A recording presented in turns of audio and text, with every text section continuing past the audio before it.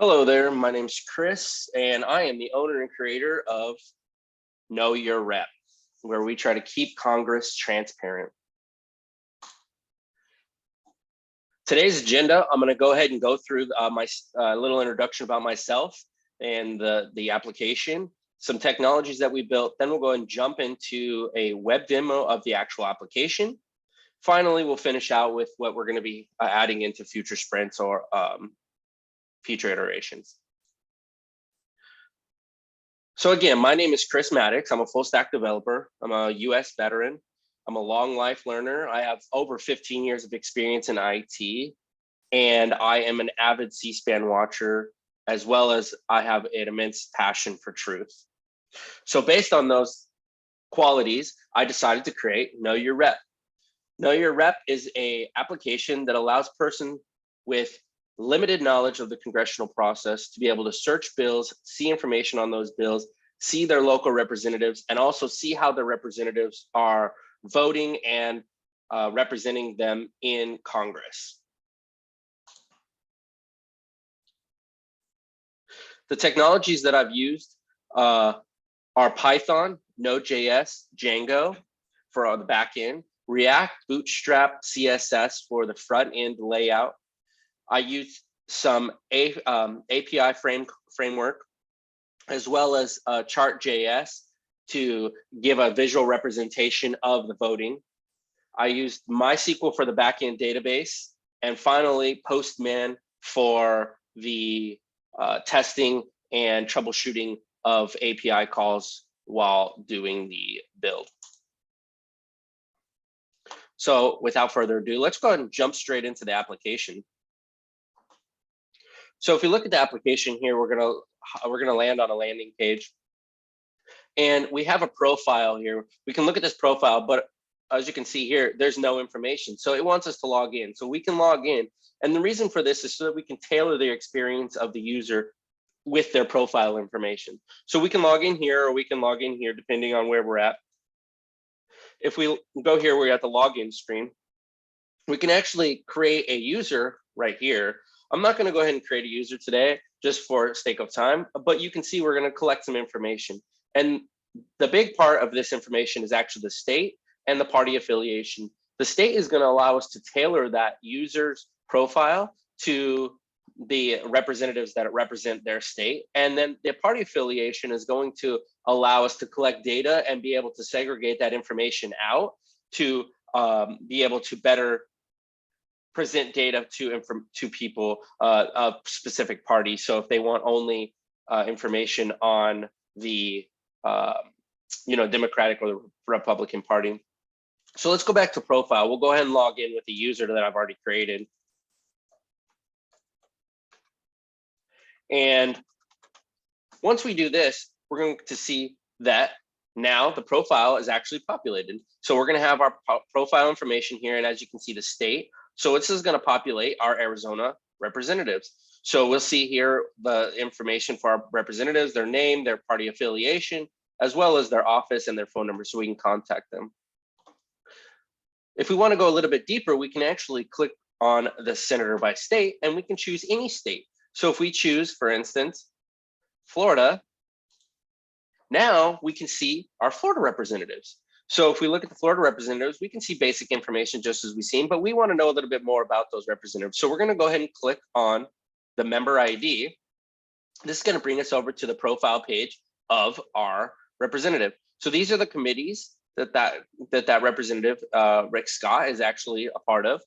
And then a lot more information, what their ranking is, how they vote with their party, how they vote against their party, their direct contact form, so we can email them, as well as their government website.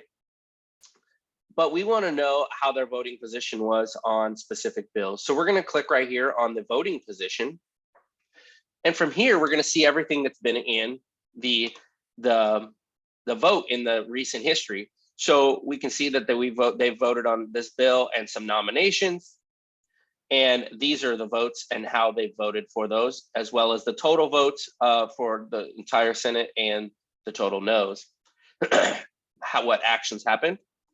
But we want to know a little bit more. So we're going to click on this and see if there's any more information. So we can click on the, actually, before we do that, let's look at the graphical representation. So we look at the graphical representation, you're going to see all the same data, but you're going to see it in graph form. So this is going to allow you to see at a quick synopsis how the votes were. And we can also get the synopsis and click on here to see the vote details. But we can also click right here under the bill number. And you can see this is the information that was available. This particular bill doesn't have much information, because if we click right here on the tracking link, and this takes us to our government tracking, we can see this bill was actually dead pretty much on arrival. So it was introduced, it was reported, and then it failed. So there was really no information to be displayed there. But if there was information, we'd see a summary, we'd see the subject, if there was any committees, all that kind of good stuff. So if we want to see an actual representation of that, we can actually go over here to bills by date, and we can look back a little further, and let's look for a little more information, or see if there's any more bills that were actually voted on towards the end of the year. So we'll go back and we'll look, and we'll see that right here, there actually was another bill that was voted on, and this was voted on 12/15. And I believe if I go, let's click back just a little further. I believe that's when Congress went on break. Yeah. So there was a lot more bills, and they were all kind of like voted on at the same time. But you can see this is a lot more about the bill and less about the representatives. So you can see the Democratic, Republican, Independent, how they all voted, how the total vote worked out. And then if we do the same thing, we click on bill number. Now we have information, because this bill was actually not dead on arrival. This was actually a lot more information. So we can see what the summary was of the bill, who was involved, and if there was any committees, who was the representative. And it just so happened that this was Rick Scott. And so that will allow us, and also again, we can click on the tracking link. This will take us over here, and it'll show us, you know, what happened, and if there was anything that went on. It'll show you a full track of what happened it went back and forth, went back and forth, went back and forth. So because this information is tailored to our profile, we can see again, we have our profile here, but if we hit log out, then it brings our profile back to our login page. So now we know that nobody can get to our login. They can't see specific information about our, our party affiliation or anything like that. And so based on that, we'll go ahead and jump back over to our presentation, and we'll look at some future sprints. So in future sprints, I'm planning to expand the information in the search to more branches of government.